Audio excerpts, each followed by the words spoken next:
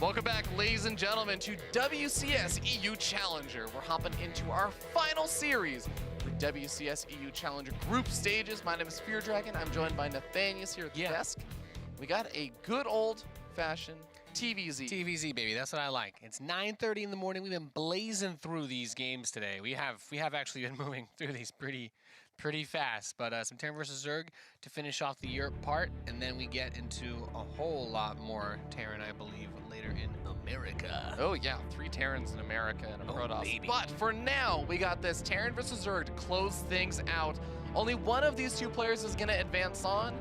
Clem is unfortunately 3-15 or 3-13 in games and maps versus Nerchio. What statistic were we looking at for Clem in the lower bracket match? Fear Dragon. He pulled through. Point. My boy Clem pulled through. And Nerchio's He's playing really well. Nerchio's probably going to smash his face. Here's the thing, though. I mean, Clem had a really good series versus Nerchio. Actually, some of those other games didn't go quite as well, but he did show some really solid play, I would say. I actually really thought that Clem had a good chance. Yeah, he played fantastically versus Raynor, lag issues aside, but that's interesting. I'm very surprised if Nerchio doesn't make it out of the group. I think he's favored. Nobody is going to say that Nerchio is not favored as like the old veteran coming into this. Though he is. Yeah. All right, we're loading in. We're gonna kick this one off on Dreamcatcher. I don't know, guys. Sorry, I gave too much of my casting power earlier today. Now I need to recharge before I start making deep guttural America every 5 seconds. Oh goodness. Welcome, welcome, ladies and gentlemen. This is the World Championship Series. In the northwest position, we have our boy in blue. He is Nerchio.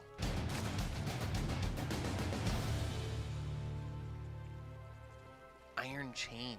That is an interesting tag. That's exactly the phrase that Zombie Grub used.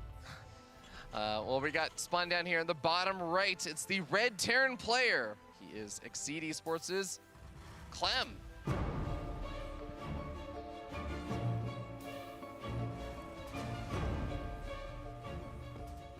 Yep.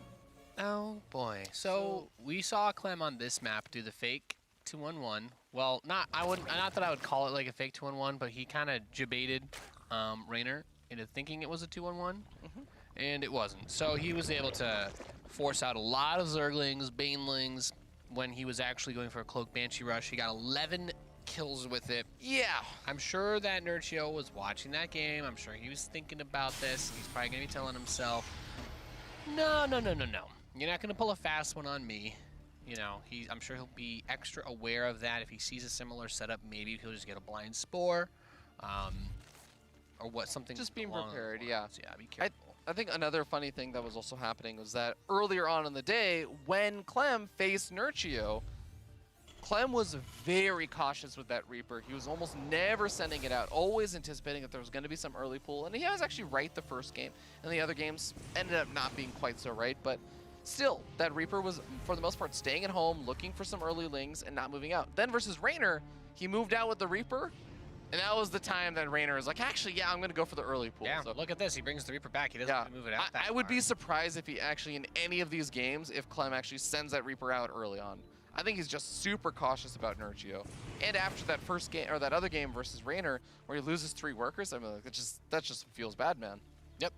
And other interesting things to note, to look forward to as we make our way through this game. He has 2-on-1, so we are going to see that very fast drop attack hit. And I'm interested to see what he can get done with it. You know, they were talking about this on the GSLs, that the Zerg players just generally seem to have figured out how to not take critical damage from this strategy anymore. Yeah. But maybe this is the different take, or he's been doing the different take from the 2-on-1 though, right? Where he only gets that single medevac first, and then he just gets up the armory. It's like a little bit different from the traditional like 16 Marine 2 medevac thing. Yeah, I mean, there's still a lot of different ways that you can go about it. Like there's also you get really fast tank variation, etc., etc. But then you get the double eBay and then take a late third. But this map, is really good for especially those tank-based strategies. So I do expect to see that. Okay. But, like, I don't hate mines when Yeah. you have like the choke points, but you know, at this point, like your mines are effectively banelings in terms of like how many different shots you're gonna be able to get off with them. So having the siege tank to cover those large portions of ground on the other side of the walls is super useful. Baneling Nest is starting up though, and looks like Scouting Ling gets killed. Yeah, it sees a lot of Marines though, and I think with this number of Marines, is that enough to usually reveal it's 2-1-1? I don't necessarily think that it's like anything crazy. I would assume that Nerchio expects it to be a 2-1-1 just because he's got a lot of Marines early on. There's the medevacs coming out. Like this looks very similar to what happened on this map in the series with Raynor earlier. The difference, of course, was that there was a Banshee being made behind this, and that only thing that makes me think about is he going to get a Spore Crawler, or will he just assume that there's no way Raynor would do the same, or Clem would do the same thing twice in a row on this map? Because I think the smart play is you just get a lot of Lings, you get some Banes, and you just play against it like it's a 2-on-1, because it looks like one, you know? Well, he's actually going to be starting up another one of these medevacs behind this. He just has to finish up a supply block. But have a depot on the way. Okay, he just starts on 21 seconds. He has one on the way now, but all right. We got Overlord getting picked off, but it sees all the Marines moving across the map. If he didn't know about this before, he definitely knows about it now. Baneling Nest was already finished up, so he's going to have Banelings at his disposal if he decides to morph a couple in, but still needs to do so, and you can defend against the first wave without the Banelings if you really want to. Yeah, I mean, the Queens have, you know... Oh my god, did he kill off a medevac? Yeah. Oh my god. Right across the rocks. Wow, I did not expect Clem to be losing the medevac that early. Scope that drop, and yeah, you're 2-on-1. Oh, just 12 drones on the way. I mean, you don't have to worry about anything and now. As they say, if you're Dragon, your 2-on-1 is 2-1 done. Got him. Okay, well, I mean, I can't really argue with that at this point. We do have at least one Widow Mine and a couple of Marines inside another one of these medevacs, but this is so stinted. I mean, getting the medevac I have no idea what to say right now. Like that is your everything. Literally everything you do in the first 5 minutes of this game is for that attack to try and give you the lead, and it got swatted back. He got backhanded, you know? He was trying to get in. It's like Roddy in the club, and he's just like, absolutely not. You are not getting in here. And it's it. He's stuck. He's stuck outside. He's got no plans. He's got nowhere else to go. Okay, well, I mean, it's Sunday morning, right? So you don't have so many things to do, but he's going to clear out the creeps. He's going to try and get something. There's so many queens here. Once he pushes this back, you just drop more tumors. Yep, you know, boom. Exactly. And this is something that we also saw Nerchio doing a fantastic job of in his series versus Clem. He was so good with that creep spread. And Clem had a lot of trouble actually even just finding the extra scans available to clean it up. We already see more creep spread going up on the far north side, on the far west side. Wow, that mine shot not really getting anything either. So many Zerglings able to push that back. No third kind of getting bopped right now. Yeah, I mean, Nerchio's on 4 bases now. And well, that fourth is going to be finishing soon. And Clem, he's just finished the third orbital. He needs to move it over. I mean, the creep spread does take a while to get across this map, considering the length. But that's going to become a progressively increasing severe issue to worry about as these rocks get broken down by Nerchio. Wants to make sure that he has the opportunity to get easier surrounds on these forces. These Marines are going to run up, though. Yep, gonna be able to snag a couple of those Lings, but this is also an awkward spot to try and move into because there's so many queens over there. The medevacs have to stay very far back. Sure, you're at a bit of a choke point, but there are some Banelings in that army as well. And now we end up seeing a bit of a wraparound where Nerchio's gonna try and get some counter damage on with some of those Lings. Yep, there's a tank here, and there's a good amount of Marines. The way that the wall is set up, by the way, only the bottom part of the wall is closed, so it has to get as close as possible to that army to do a run by. Meanwhile, 2-2 starts up for Clem in a second factory, so we should be seeing the big tank plays in this game. Wow. Nerchio is just, I mean, if you're Nerchio right now, this is like one of those weird ladder games where you're like, man, I got a really nice early lead. I'm just going to be a little bit greedier. I'm not super concerned. Oh my god, no! Not again, not again. No. Oh, he loses the high ground vision. He's going to be able to keep it alive. Oh, that would have been horrible. Why didn't he just scan to kill him? Just tearing things. It's okay. 5 people just got very angry, twinge in their eye watching the stream.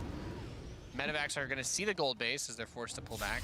I would run the weak medevac there away. Okay, nice focus fire on those Banelings. He's actually taking a couple of them. 3, 4 go down. Getting this off creeps. 7? Ooh, that's really nice. But of course, that was actually really amazing pickoff. He got a lot of banelings there. yeah, doesn't actually lose too much of his drop. He loses 4 or 5 Marines over on that other top right-hand side. These medevacs staying alive as well. Got to be careful that the Queens don't just start moving forward, snap off the medevacs. Yep, and we've got the big tank play. Whoa! No! So... There you go. Another one. Sniped by the Queens. Oh my god, these Queens have gotten so much value in just units killed from medevacs. Yeah, man. Missile turrets with range. We've got that medevac picking up, grabs a tumor, gonna boost up to the north side. And +1 vehicle weapons, be finishing up soon. I've had a hard time actually trying to like calculate the value of +1 for tanks against Zerg, mostly because ever since the original damage buff that they did like a year or two ago, they've been one-shot. Like you used to need that +1 to one-shot upgraded Lings and Banes, but now it always one-shots them. And I've actually not done the math on how effective that is. I like the ship weapons early on, so that by the time you get to Hive, you have like +3 Vikings or Liberators for dealing with Broodlords. Oh, hold on, thought. We do have a lot of Lings going for a massive surround. Banelings gonna go uncontested. There we go, getting the massive hits off. A lot of the Marines are still alive behind that, though. Yeah, and it was after all the Lings had died that the Banelings finally got to the front. So many Banelings crashed into the siege tanks. That was actually really good for Clem because he's still got this drop over here. He sees the Hive is on the way. He's gonna be able to pick off the Queen, grab it a couple of the drones stuck between the spawning pool and that lair. Now the medevac doesn't get picked off, and so do the Marines, but 5 drones scouting information and pulling everything back. And he had killed off that gold base, the 5th base that Nerchio was trying to take. My man. Not bad. Showing some life. I mean, he's back to even-ish supply at this Clem point. He's got 3-3 on the way. He's climbing this way back. He's climbing his way back up into this game. God damn it. Yeah, you're right. All right, Planetary Fortress getting morphed in, but is it gonna be just a few seconds too late? Marines starting to move forward. That is a lot of hydras. Are not in position. Rest in Pepperoni Command Center. And there it goes. Well, as soon as Clem finds, like, he's finding little bits and pieces of damage. Is he floating? Is he immediately lifts off his main? Yeah. Clem knows. Yep. He's a broke boy, and he needs that cash. It's still rough, though, because we were talking about this before. Dreamcatcher, one of those maps where once you start taking your 3rd and 4th base, you get really spread out, especially to things like Ling run-bys, and not having a Planetary Fortress for your 4th is rough. Yep.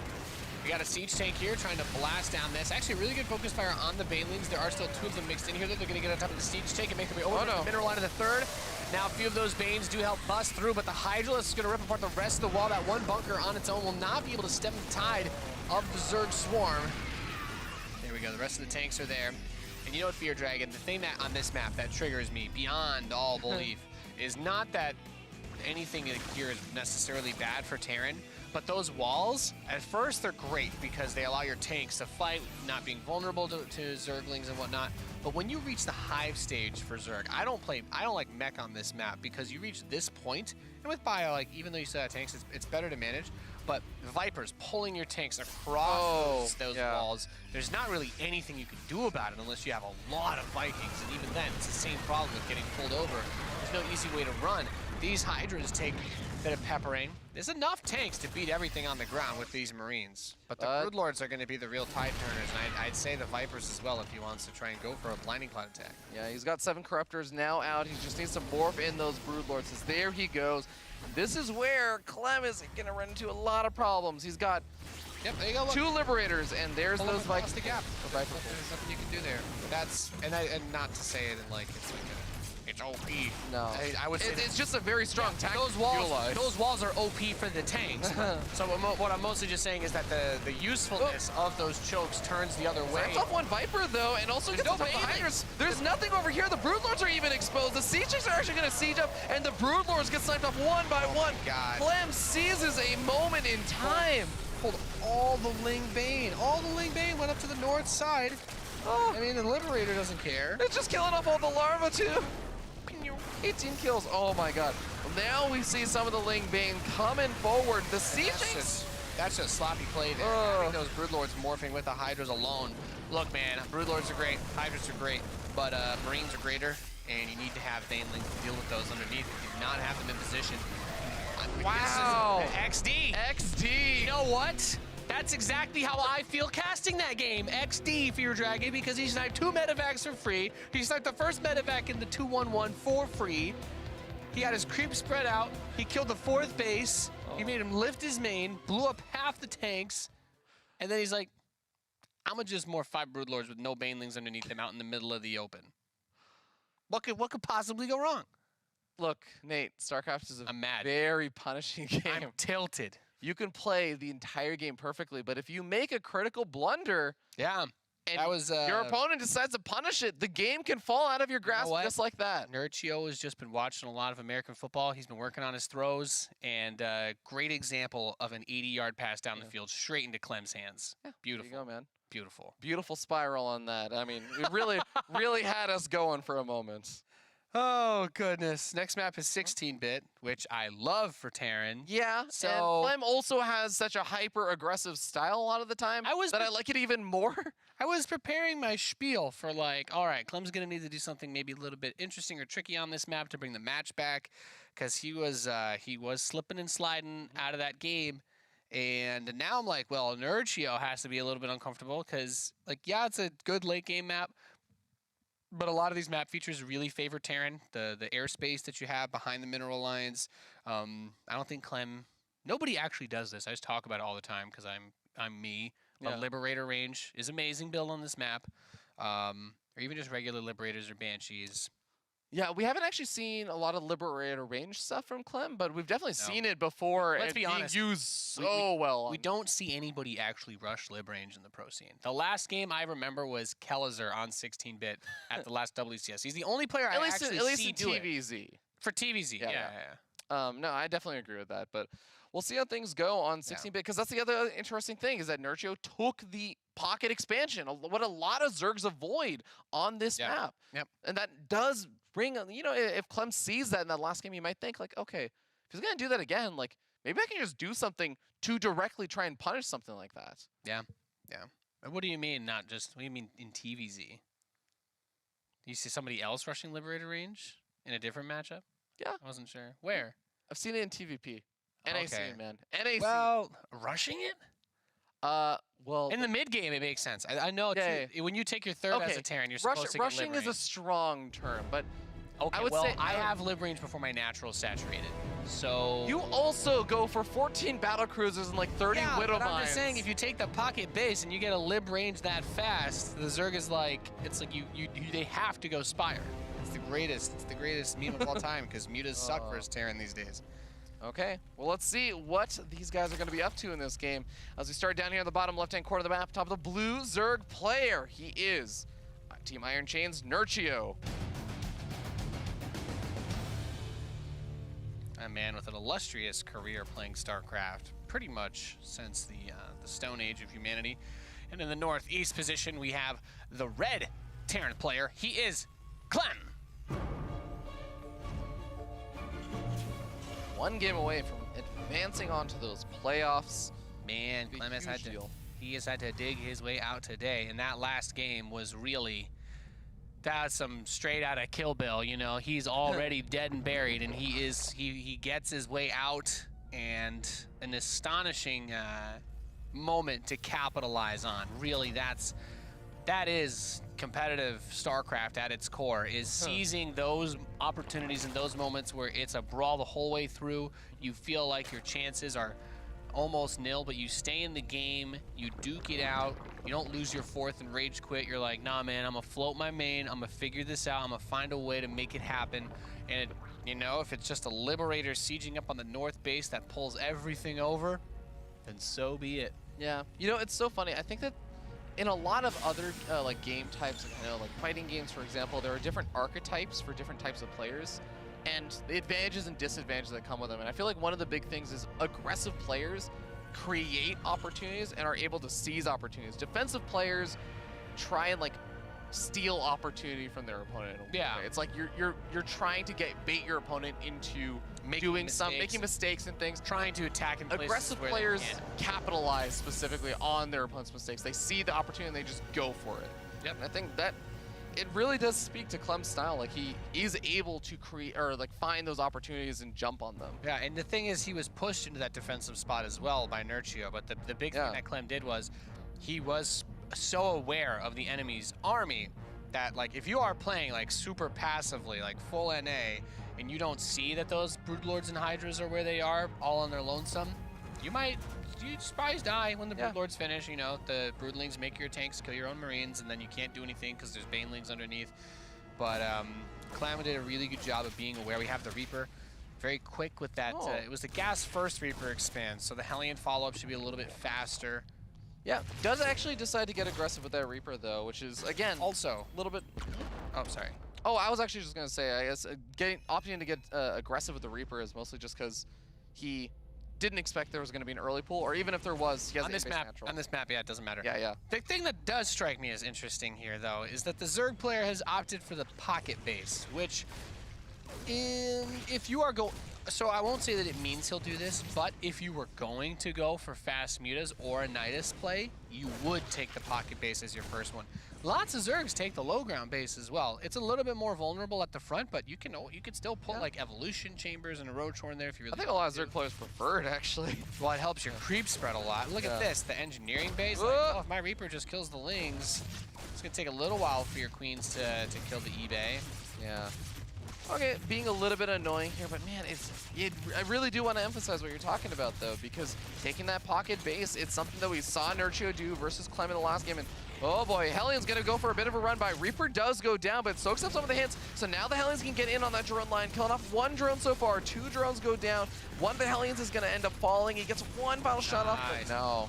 Well, 2 Hellions for 4 drones, resource cost-wise, it's about even. These next 2 Hellions are going to come out, but I think killing the drones early on with those 2 Hellions, I would be satisfied with that. As a Terran player, losing these 2 Hellions really sucks, and you feel bad. This is how the Zerg gets it a little bit further even, because now you have to wait. That's like moving out.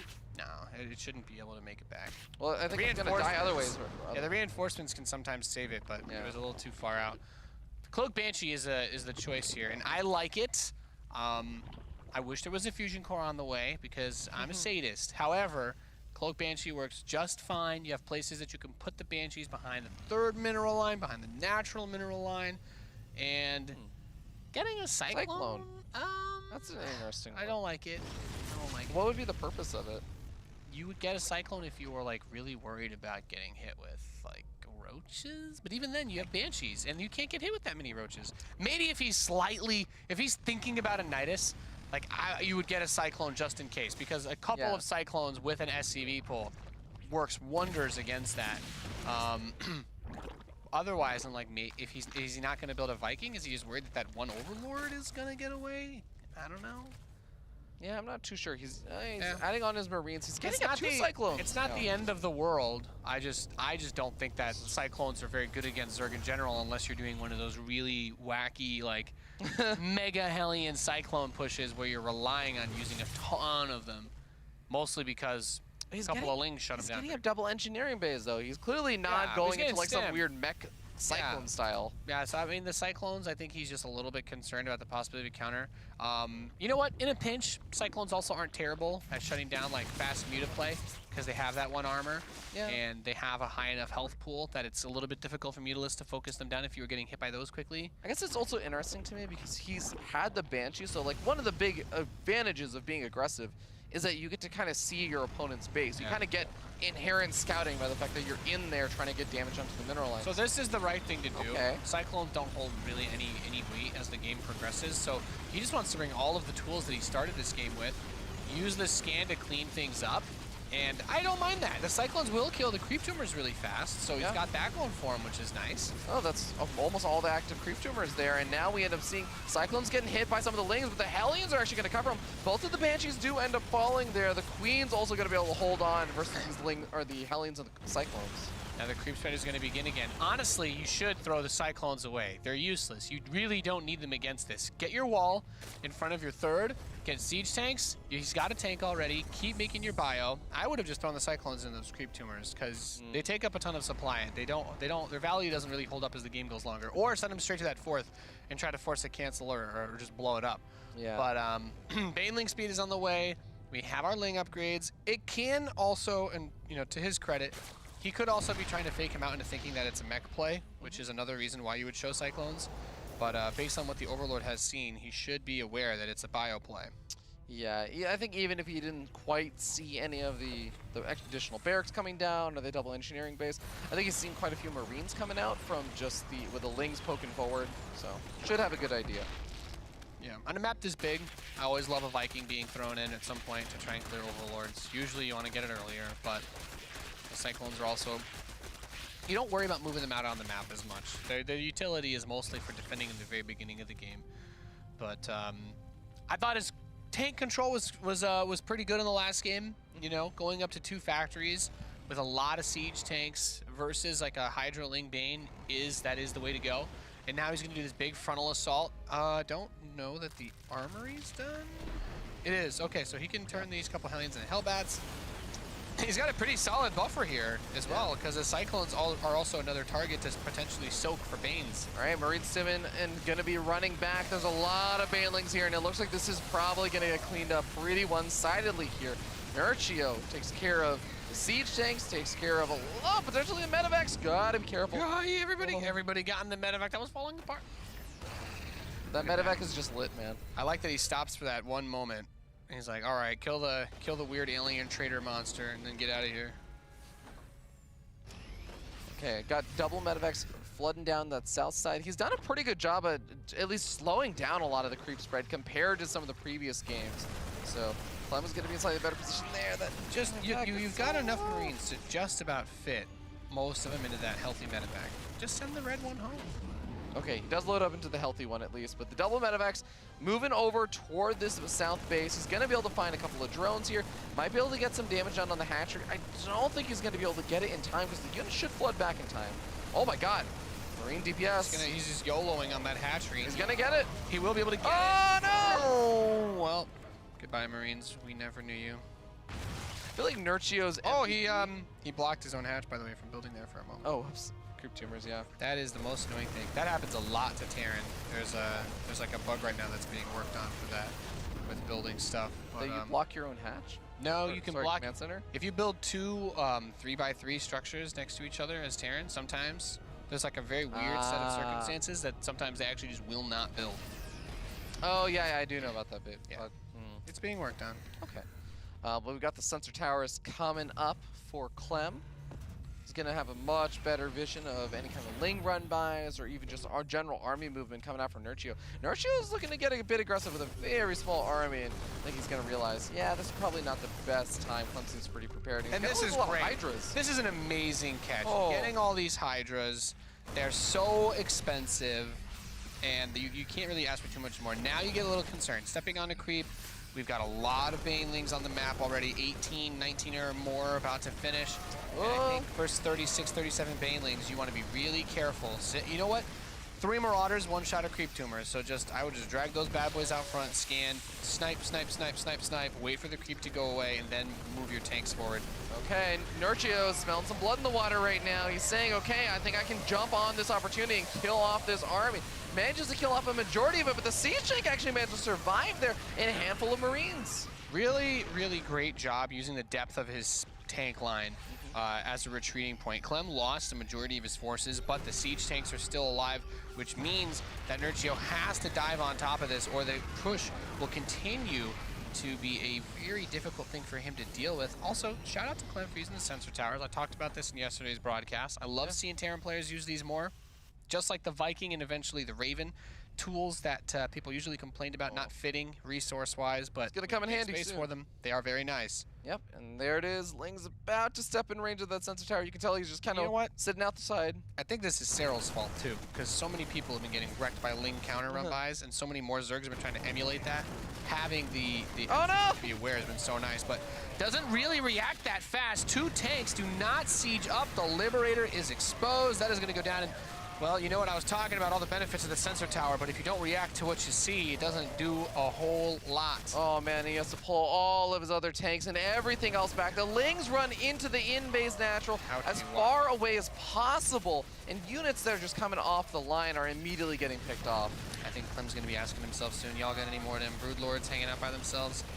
as he's taken a huge amount of damage here. He still has a majority of his SCVs intact, but he lost so much army supply in terms of his units that he had back home and all of the other forces that he had there. And Nerchio, he, I will say, is... actually, you know what? I don't think it's that bad for Clem. He has a lot of siege tanks. The Vipers are going to be a problem, but Nerchio doesn't have that 5th base saturated. He's only just now retaking that. It actually took him a while to get that base mining again. This all comes down to the Vipers. Ghost Academy is on the way. Tech Labs are being added, but if the tanks are spread out and Clem can get a good engage to buy him, he needs to survive one wave of attack from Nerchio and start getting ghosts out, and then I can feel this going a little bit, you know, being possible again for him. But it's going to be super difficult to stop. He has what he needs. The control is going to be everything, though. Like, where are these tanks going to be? How spread out will they be? Will they be able to get rid of the Banes? Because attacking off creep is always going to be difficult when there's this many tanks. Yeah, Nerchio does not have that creep spread going quite to his opponent's side of the map just yet. He's getting pretty close to the center of the map, but it's going to be a little bit, so Clem has a bit of time to work with. Viper is going to be added into the mix, so that's tank spread that you talked about is going to be so important. Yeah. And now we end up seeing Sensor Tower gets vision of this. He's trying to stim his Marines forward to try and help defend this, but the Blinding Cloud's already coming down. Blinding Cloud hits 2 of the siege tanks. The Planetary Fortress is doing its best. So many Banelings crashing into this army. Whoa! The rest of the tanks finally able to contribute. He cleans it up. He loses the Planetary Fortress, and oh my goodness, this he cannot afford to lose. His other command center is about to finish transforming into a Planetary Fortress, but so many Zerglings have the surround on top of it. It is burning down. The SCVs begin the repair hug of life. The mules rain down, and Clem defends that southeast expansion. That is so crucial, so important. He still actually, that's actually a great loss. 17 SCVs. Yeah. Was actually okay. Had too many. 66 is the ideal number for Terran. Okay. So actually I don't mind it at all. Now he has more room to build army units. His supply cap is opened up, or is lowered a little bit because that Planetary Fortress provides 15, but yeah, he's got a big army. Also finishes up +3 weapons, but oh, gotta be careful about moving on to creep. We do see some Blinding Clouds being thrown down to the tanks. Oh no, Clem. He was looking to be in an okay spot, but now suddenly his army just disappears. Not try to get that move out this late in the game. You're not really supposed to be attacking the Zerg player, even if they're throwing away that much money at you. You want to get your ghosts out, set up your liberators, secure your expansions. It is going to be very difficult for him to put a finishing blow on Nerchio without playing this, the starvation bio style. He got the Ghost Academy. Like maybe he feels too broke to execute it right now, but that is the thing to do. You're not going to be able, you're not pushing on creep versus Hydroling Bane with 3/3 upgrades. It's not happening. Also, he never got +3 armor. Yeah. Clem, so his Marines are just a lot worse than they should be. And now we're going to have chitinous plating finishing up over here for Nerchio. That's going to be so difficult to deal with.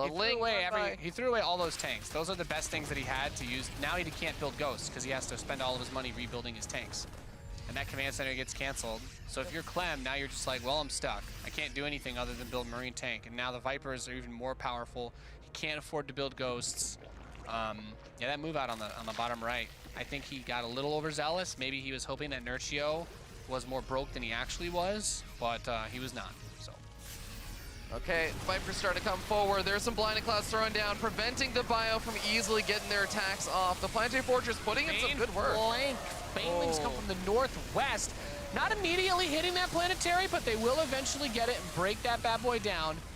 And Clem just doesn't have any bases anymore. He's stuck on what? His main, which should be mined out. His natural should be mined out pretty much. I guess he hasn't milled that one at all. That one mineral patch looks a bit big, but his fourth and fifth have been huge issues of contention. This is what TVZ is supposed to be at this stage, is that is you defending against this. Ghosts are great against that. You know, if he's able to snipe the Vipers or EMP them, totally different engagement that we would have right there if the tanks are all able to shoot, especially since there haven't been any Broodlords used. But oh boy, more tanks gonna be going down now. Feeling this one for Nerchio. It's gonna take a hell of a lot for Clem to get out of here. Nerchio is still throwing a lot away. He needs to just get Broodlords.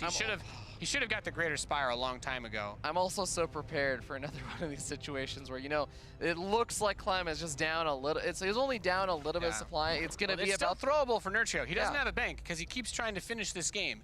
Like, I can understand it. If Nerchio thinks that Clem is going into ghosts, then he should do the big, you know, Bane attack, because that's how you deal with the ghost. But Nerchio keeps running into these tank lines because Clem's like, I'm just gonna keep building Marine tank. I don't think I can afford to do anything else. He's only at 120 supply. If you're a Terran at 120 supply, 20 minutes into a TVZ, where the Zerg has the entire map covered in creep, you feel pretty dead. Okay, well, Like, I'm gonna Nerchio, get tanks and just try to micro. I think the big thing here is that Nerchio finally is sort of backed off for long enough to get up some of those ultras, to get up another big round of banelings, to let that economy kind of kick in for a moment and stop just throwing everything at Clem. So now he should be able to go for a massive attack. Yeah, I still think the best thing that you can do if you're Nerchio in this situation is you keep your army, you wait for the Terran to foolishly move out on the creep because they have to go really far. Maybe you attack this base as he takes it, but there's no reason to attack into the tank line. You get Broodlords, and there's no Vikings. There's no ghosts. And then you use your army to defend, and then you crush them. That's the safe way to do it. You can tell what kind of StarCraft player I am. But if he dives on this does give him a chance to lose a lot. Here comes everything. Abduct, Blinding Cloud. That planetary fortress should get knocked down, so he's hurt the economy once again to an incredible degree. He loses a lot of his ultras, his banes. The Lings have gotten onto this east base. Nerchio's just like, yeah, I don't really want to go to Broodlords. They kind of take a while to build. They're slow. They're fat. I'm not a fan of them. They lost me the last game. They lost me the last game. I'm just trying not to use them. Broodlords and I aren't really talking right now. Well, I mean, we're still in a situation where Clem does not really have bases. Oh my god, he needs to actually scan the burrowed Lings. He doesn't even realize that he's actually loading up his army. The pain. Oh, well, this is an unbelievably tough spot for Clem, and as much as Nerchio is really heavily committing to a lot of this aggression, he hasn't been climbing ahead in the supply for that much, considering how far ahead he really is. But this should seal the deal, right? This game has only gone this long because Clem has been extremely fortunate in that he has been like, I'm just not going to build ghosts. I'm just going to literally keep pumping out tanks, which Nerchio's been playing into. He's just been building Hydroling Bane, and even going into Ultras, like, the tanks are still a good choice against this. The Vipers are what counters them here, but it's the only reason why he wasn't able to crush them earlier. I think Nerchio may finally have enough to punch through everything that's left. This is a numbers game at this point, Nate. There is actually just physically not enough stuff there for Clem. Falls far further in supply down the middle. Finally finished his plus 3 armor. He's got to drop in the northwest and in the south. Yeah, he's actually managed to kill off 2 of the bases. Oh my god, is he gonna turn this into a base trade? No. You can't bring this back. He has brought Nerchio back down to 2 bases. Fully taken out all of them. He has brought 3 bases. But there's Corruptors on the way, and he's lost everything else. And his production is also dead. He has 55 army supply versus 105. And that never give up attitude. Well, he's taking a lot of good trades versus these Lings, but he is down to 29 supply, and there it is. GG. He did. Nerchio ties up the series 1-1. Well, Clem took a while to bleed out there. I mean, if you don't make that push with the siege tanks, or if you do, you spread them out, whatever.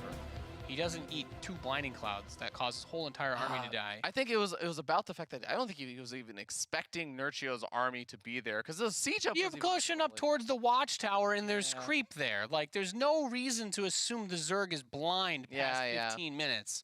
Like, I'm not trying to hate on Clem here. I'm just saying, if you're gonna make that move out, you don't have all your tanks unsieged once you reach creep, and be mindful of the Vipers. I think he played a really good game. I think he played really well defensively in the early stage. His economy was great base-wise. When he picked off that south base, the 5th, Nerchio took forever to rebuild the 5th base. You grab that base, you defend the first attack, spread your tanks out. He built the Ghost Academy. You crank out 10 ghosts. When the Vipers show up to blind and cloud your tanks, pew pew baby, that's it. He didn't go Broodlords, which is the only thing that was going to break Ghost Tank Lib, because you had to get the Ghosts friendly fire, right? Otherwise, the Banelings can't do anything because of tanks.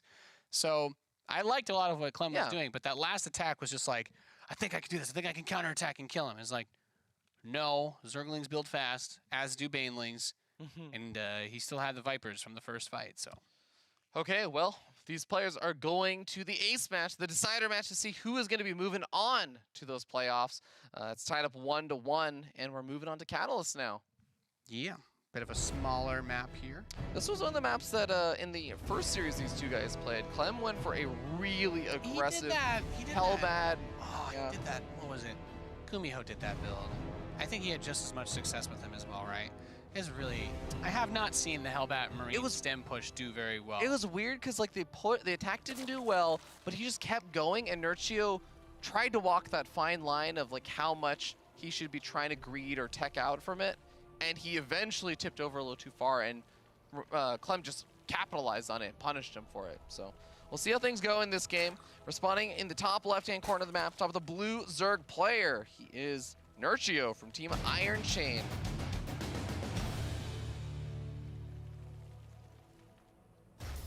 And his opponent in the southeast position, our young Terran player, he is Clem.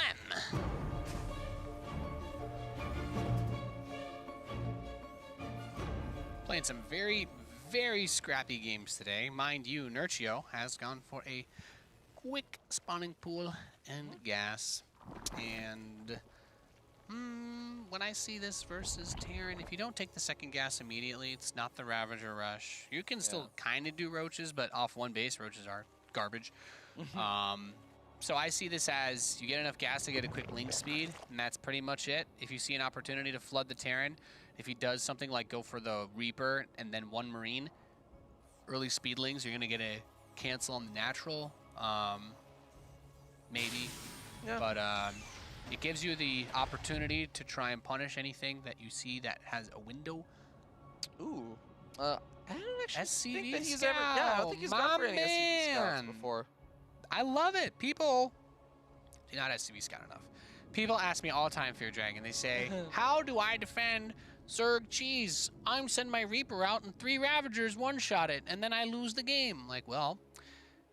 if you ever lose to that strategy, you should try sending an SCV out early on, because you will see A, Zerglings, B, the spawning pool, C, the hatch timing, and D, anything else. So you see that there are already lings in the map, the hatchery is not done, so what do you tell yourself? I'm going to keep my Reaper at home. Maybe I'll get a fast bunker. Yep. Not seen the gas geyser, which is something of note, but he's still going to be able to keep that Reaper at home, like you said, and I imagine that also Nerchio seeing the SCV scout came forward, he's probably going to say, you know, I'm not going to actually commit too much to this anymore. And he does just go back straight to droning. And the SCV even going to move back over to the third. He's going to actually find the timing of it. Oh, just barely misses being able to block it. That's an important scout, though, because you know that your opponent's natural was also late, which means if they're doing this, they're not spending money on anything else. Like, maybe there's link speed on the way, but... how much can he really do with that at this point? He's not going to flood 40 lings across the map, really. Yeah. This isn't going to be some, like, true style mega ling attack. This is going to be the, I've got 10, 15 speedlings that I can grab your Reaper, maybe pick off a few SCVs in your natural. Whoop. Oh, my goodness. Reaper's going to be able to get... Oh, my God, you're turning around. Why? What are you doing in muscle? Oh, I think he wants to make sure he can defend, because he only has 2 Marines back at home. Look at this, by the way. Reactor Barracks is getting Marines. Factory's getting a Cyclone. Is he worried about a Ravager or a Roach? He's getting a medevac too. Oh, Lings are going to be able to get into the main base because the depot is down and SCV was on top of it, so all of these Marines are going to get picked up. Reaper That's terrible. Like, this seemed to me like it was going to be a Cyclone at the front and a medevac drop in the back or something, and that is, well, that's not really possible anymore. So he's going to move the factory over to the reactor. Probably try to just turn this into, what, a Hellion drop, I guess? 2 Hellions and 2 Marines, maybe 2 Hellions and a Cyclone. And there's a swap off. Factory getting that reactor. Don't just drop a Cyclone. He's going to drop 2 Marines, a Cyclone, and the Reaper. Okay, I guess. That's a motley crew if I've ever seen one. And the Overlord's like, dude. Already saw the Cyclone as well, so it just has 16 Lings on the way. Bring the drop to the 3rd.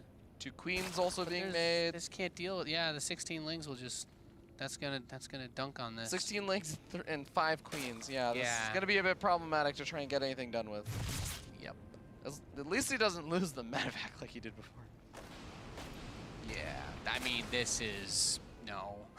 The 2 Marines are there to snipe Overlords. The Cyclone is there to buy space. The Reaper is there as a stun grenade. No, that's not a thing. I mean, this is the I lost all my Marines to a small Ling run by, and I want you to think I'm going to attack you. Might be losing a little more. The Hellions are going to be here to defend, but a handful of these SCVs taking some damage. Actually not losing any so far. Yeah, good Hellion control on Clem. A big problem for him was mostly that he lost his ability to attack early on, And that's not necessarily the worst thing ever. The real problem is that he could have put that money somewhere else. He could have had a faster double engineering bay. Just imagine, it's like, spend my money on an attack that does nothing, or get my upgrades faster. It's like, I can't tell which one might do me a little bit better. Of course, this was an unusual build for Nerchio to go for. This is the first time we've seen a Zerg do that specific style versus a Terran player today, so I can't really blame him for being surprised by it. Yep.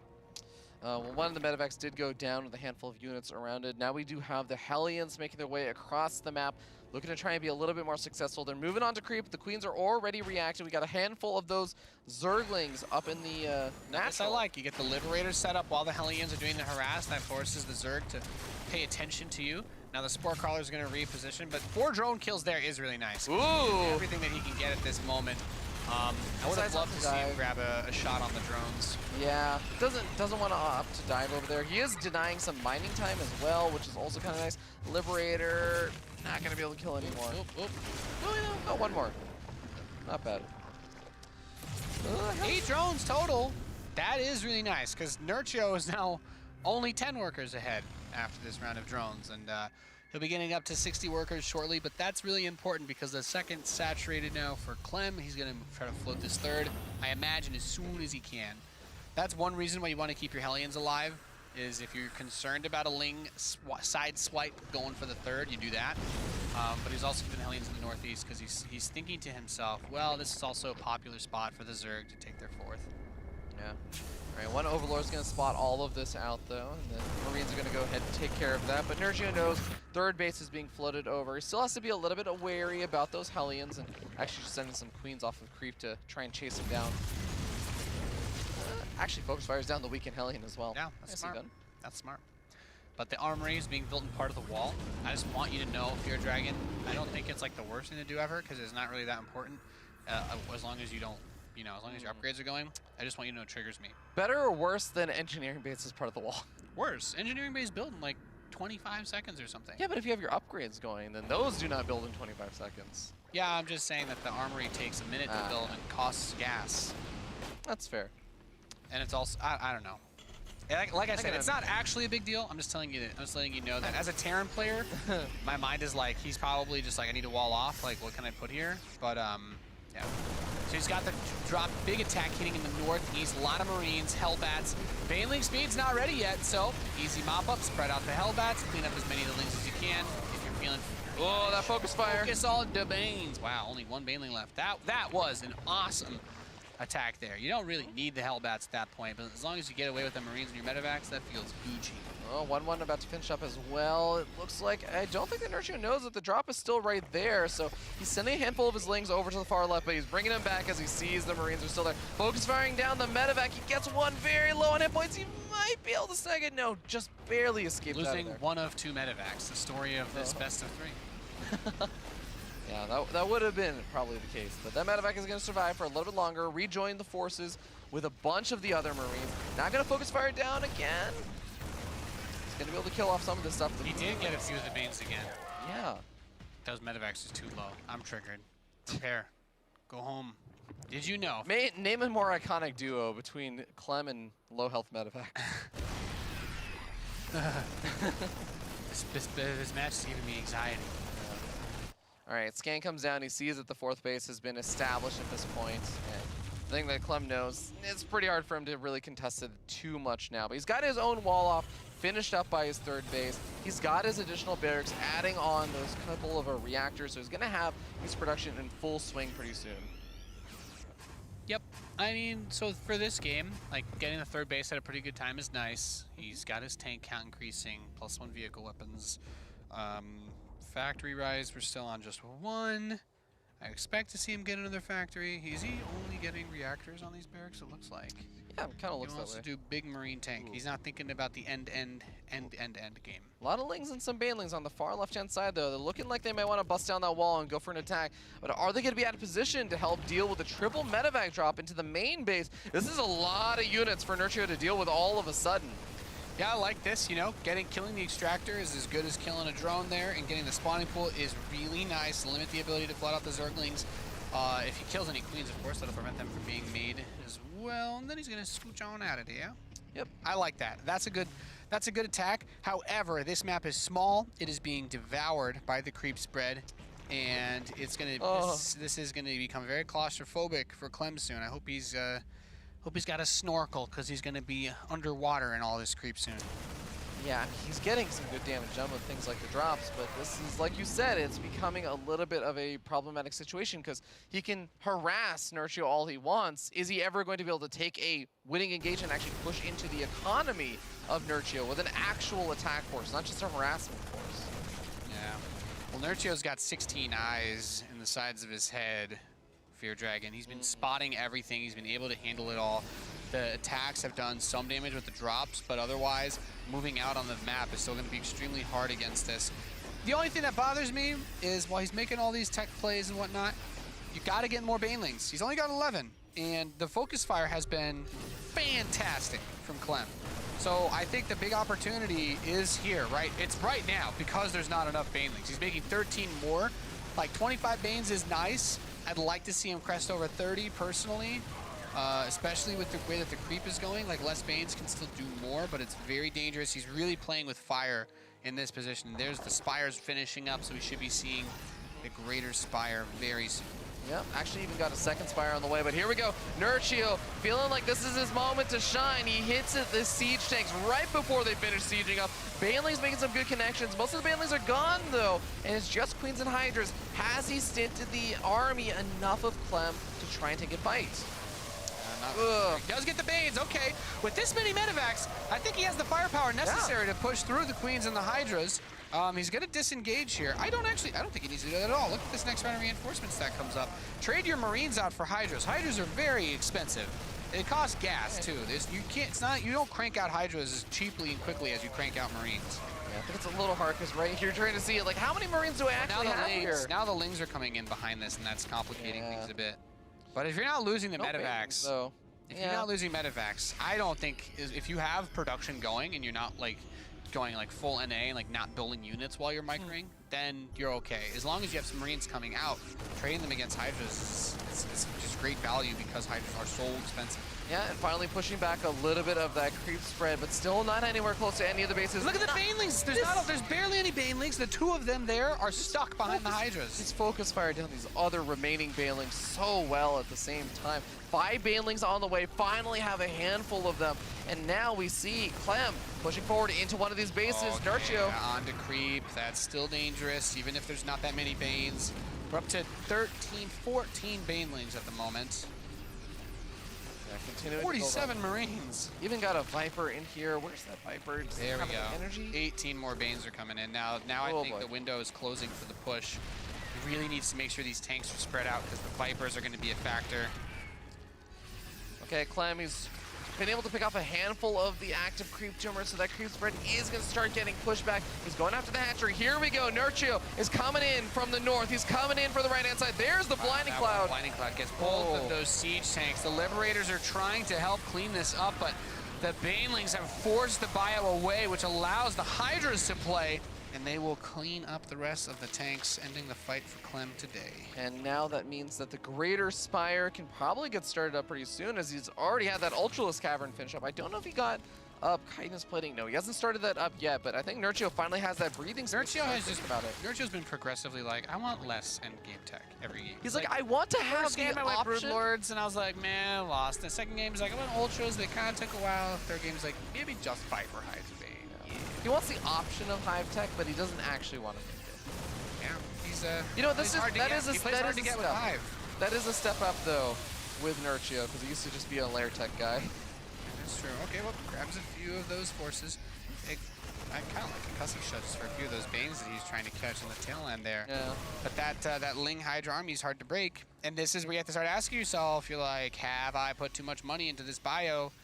Why did I not get a Ghost Academy? I don't know. Well, maybe he doesn't like to play that game versus Zerg, or doesn't have a lot of experience. But this army is just really hard to kill. And even if you can, the problem now becomes that the Zerg should have more economy than you. They should be able to throw away a lot of resources and just starve you out if you're going to try and attack them with buyout. Yeah, I mean, it's sort of hard to say, but how would you feel about him trying to split off some of these units over to some of the other corner bases? Well, while he he's can't trying get to anywhere without being seen by creep. Yeah. That's part of the problem with this map is there's no airspace that's not visible by creep. And blinding clouds are great. Parasitic bomb on the medevacs is fantastic. God.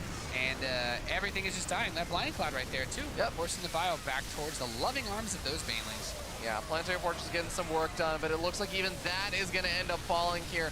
With that, that's only 3 bases for Clem. He's got a Liberator doing some damage. Well, this is not the same Liberator from the game on Dreamcatcher. So No, it's the not. game is not about to spin in his favor. And tragically, the medevacs are also out of energy, so his bio cannot be healed. He needs to stop attacking. And he doesn't want to do that because he hasn't set himself up to do anything else. Yeah, he doesn't have a 4th base He anymore has either. nothing. This is like this will be it. He can't really. He loses this army and the game ends. Okay, Ultra getting transfused. Not that too many transfuses left over, but here come the Vipers with all of the blinding clouds available, and the Lings are just going to get on top of this army. Another parasite. Oh boy. Oh no! No! No! No! No! No! No! Not like that. Pepperoni. GG Nerchio Oh. is going to be your second player making it out of today's group here in the last group of WCS Challenger Europe Edition. I mean, Clem definitely made him work for it, but I thought it felt serious, but a little sloppy for me personally out of Nerchio. And that might just be because Clem had, it seems, a really difficult time as the game went longer. But his mid-game control was great. The focus fire on the Banelings, I'm like, this really has something to it. He just couldn't break Nerchio. And then once Nerchio got to the point where he had so many units that he could overwhelm him, Clem just looked like confused and helpless against the Viper Hydra Baneling.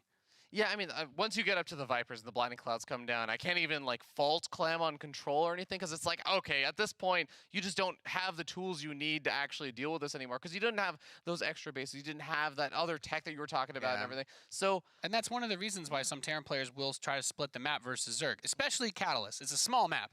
If you give the Zerg their half of the map, that is like 6 spaces, and then you fight over the 7th one in the middle or whatever, because that's like, and then you're in range of that, and then you get 6 spaces because it's a small map. You can move your army around planetaries and you starve them out, but that's unfortunate. Nerchio is also a late game machine too, so I don't even know. Maybe he's tried it on him against ladder, or against him on ladder, and it just failed. But I would have liked to see him try a little something else. He got the Ghost Academy on 16-bit. That is a perfect map for that strategy. I would have loved to have seen it there too. all right, well, ladies and gentlemen, that does again do it for our European group. We still have NA coming up, but just to recap a little bit and go over some of the results, we did see, of course, the wonderful, wonderful performance from our up-and-coming Zerg player, Lambo. Able to do quite well for himself. That's the story of today. Story of today for this group. Lambo, 4-0s, plays very clean, very good StarCraft. Clem also managing to finally best his kind of other counterpart, the 16-year-old counterpart, 2-0, beating Raynor, I think is a big performance there for him. Yep, and unfortunately he is going to be out, but I assume that we'll be seeing him trying to play through the bracket stage anyway. Yeah, I imagine so. Definitely shown a lot of promise there. And I know, of course, playing from Korea, maybe also a little odd hour. Playing from Korea on Europe server that's even worse than, you know, NA to Australia. It's one of the few things. It's one of the few things. You know, I could complain about a lot of things, but I wouldn't say it's worse than that. No. Yeah, well, of course, we are going to end up seeing Nerchio and Lambo join the likes of so many other wonderful players, mostly Zerg players, a Laser, Namshar, Serral, Euthermal's a Terran player, Hero Marine's a Terran player, Mana's a Protoss player, but then we got 2 more Zergs. A lot of Zergs. It's Europe. It's Europe. No one's it's surprised. Europe. No one's surprised. We're in Canada, there's maple syrup, like no one's surprised, you know what I mean? All right, well, ladies and gentlemen, please don't go anywhere, because of course we have more WCS North American action coming your way in just a little bit. Stay tuned.